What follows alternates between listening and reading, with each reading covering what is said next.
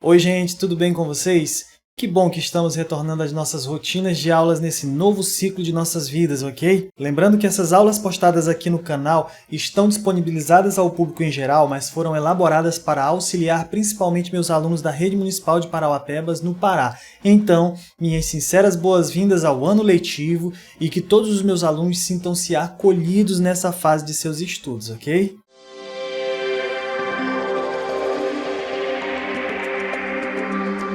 Bem, podemos dizer que as revoluções inglesas foram um processo histórico ocorrido na Inglaterra, Escócia e Irlanda no século XVII, e tratou-se de um conjunto de guerras civis e mudanças de regime político que marcaram a ascensão da classe burguesa na Inglaterra.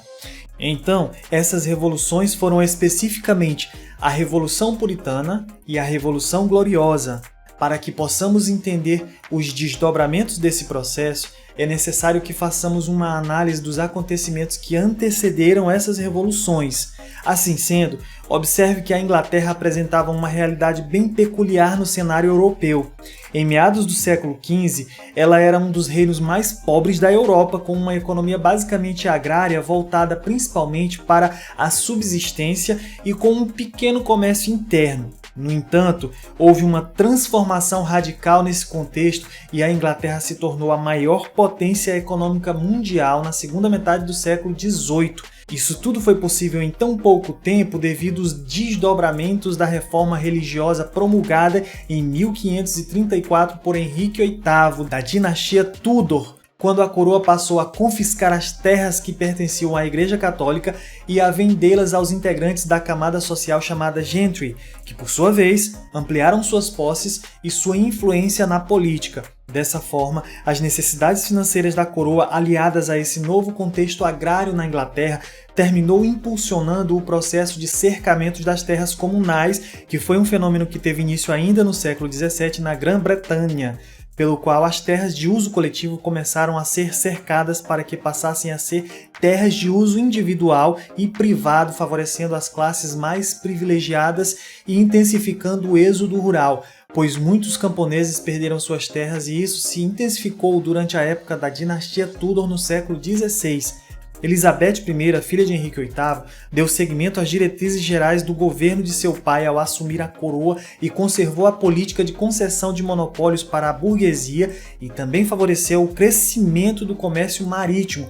Então, com o desenvolvimento do mercado ultramarino, os tecidos ingleses começaram a ser comercializados na América, na Índia e na Rússia. O sucesso dessas políticas econômicas possibilitou um governo estável para a rainha, que governou habilmente e manteve-se próxima ao parlamento, controlando as disputas religiosas internas. Ao longo do tempo, o parlamento foi ganhando cada vez mais influência na política econômica. Esse órgão era dividido em duas câmaras, a dos lordes, que eram membros da alta nobreza laica, e autoridades da igreja anglicana nomeados pelo rei, enquanto a Câmara dos Comuns era formada por membros eleitos entre a gentry, que era formada por pequenos e médios comerciantes, donos de manufaturas e artesãos bem-sucedidos das cidades inglesas. Todo esse conjunto de transformações fez com que a Inglaterra se tornasse uma nação de realidade singular em todo o cenário europeu, ok? Bem, agora entendamos os antecedentes das revoluções. Vamos analisar a Revolução Puritana, ok? Então, no ano de 1640, houve um profundo desgaste da relação entre o rei e o parlamento, onde o rei convocou o parlamento para a votação de aumento dos impostos. Porém, a Câmara dos Comuns reagiu pressionando para que fosse diminuído o poder real, o que provocou a retaliação do rei Carlos I, que 2 anos depois tentou dissolver novamente o parlamento, e isso deu início a uma guerra civil no país, dividindo a nação em 2 territórios, um comandado pelo rei e seus apoiadores, parte dos nobres da Câmara dos Lordes, e outro pela oposição parlamentar formado pela maioria dos membros da Câmara dos Comuns, que contavam com amplo apoio da população. Quanto às regiões norte e o país de Gales, apoiaram a monarquia. Já o centro, o sul e o sudeste apoiaram o parlamento. Os puritanos apoiaram o parlamento, enquanto os católicos e os anglicanos permaneceram próximos ao rei. Até 1644, o rei conseguiu vencer as primeiras batalhas, porém, quando o parlamento decidiu chamar o puritano Oliver Cromwell para organizar o exército, Cromwell reestruturou o exército, que nomeou exército de novo tipo, e diante de todo o apoio que conseguiu de pequenos burgueses, proprietários rurais e camponeses que perderam terras com as leis de cercamentos e sua nova reestruturação militar, passaram a obter sucessivas vitórias sobre as tropas reais. Finalmente, em 1647, Carlos I foi capturado e em 1649 foi julgado e condenado pela Câmara dos Comuns por alta traição, sendo depois executado. Meses depois, a Câmara dos Lordes e a monarquia foram abolidos e a República foi proclamada na Inglaterra, ok? E essa foi a Revolução Puritana.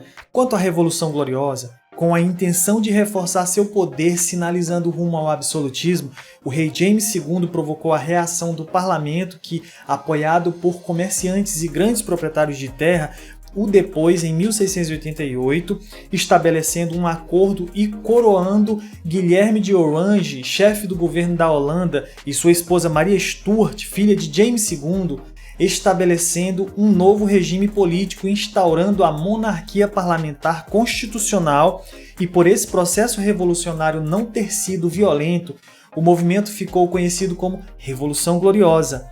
Esse novo reinado só teve início após um juramento de obediência à Declaração dos Direitos em 1689, que tornava o parlamento o legítimo órgão de governo da Inglaterra, ok?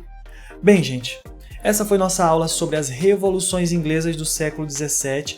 Espero ter contribuído para o aprendizado de vocês. Não deixe de acompanhar a próxima aula. Se inscreve aí no canal, dá o like e mais uma vez um grande abraço e até a próxima. E sintam-se acolhidos, ok? Tchauzão, pessoal!